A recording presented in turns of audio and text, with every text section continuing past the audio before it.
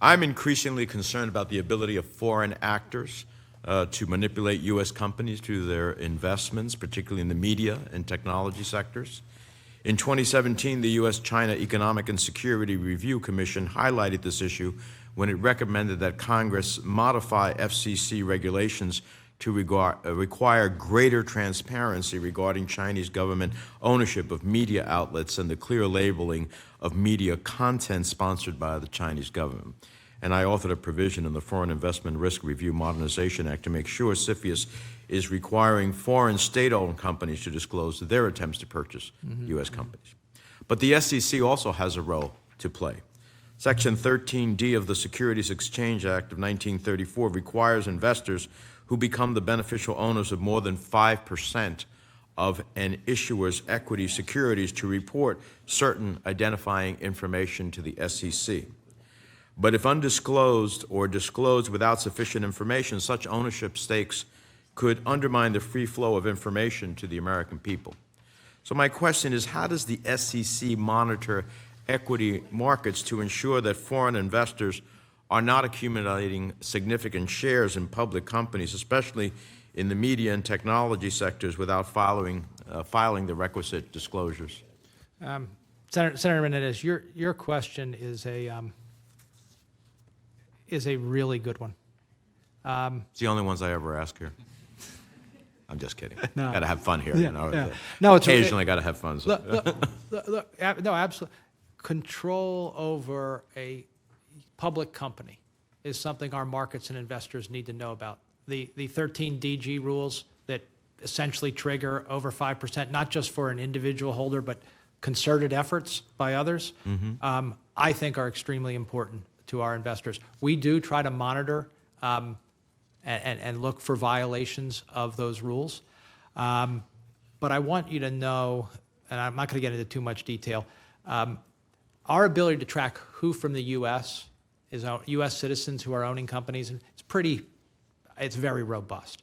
Sometimes when investments occur through overseas accounts, it's not as robust. And that's what I'm concerned about, so I appreciate your acknowledgement of that. Would it be fair to say that you really don't have the ability to independently verify the information in a 13D filing, or more importantly, to verify whether a foreign entity should have filed a 13D filing but failed to comply with the law? I'm not going to go so far as to say we don't have the ability. I'm looking for ways to enhance our ability. And so let me ask you about that. Given the need for the American public to know if their media is being funded by foreign investors, would you agree that the SEC should monitor how wrongdoing is concentrated by sector?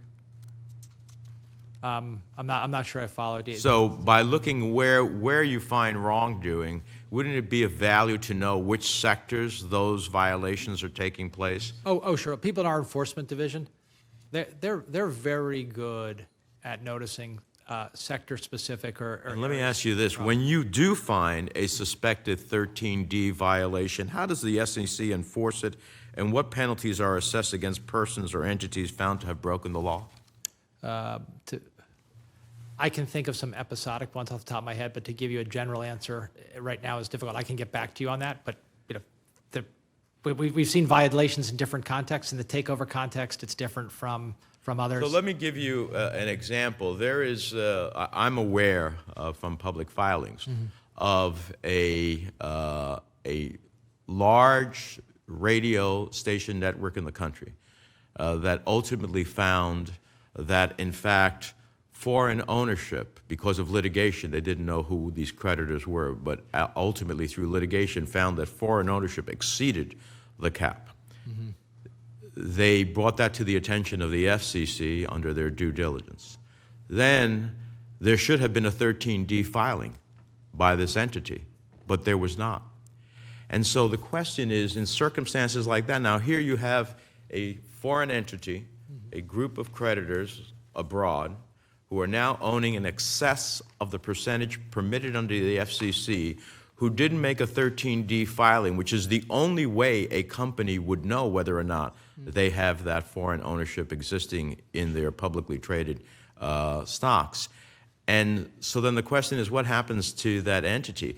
If we're to have teeth at the end of the day to this 13D and to try to protect ourselves against foreign ownership that exceeds the applicable allowable entity under the law, we need to have some teeth in the 13D process. And I really hope that as chair you'll look at that, because it comes to the essence of information that we are all making decisions on based on public information of our medias.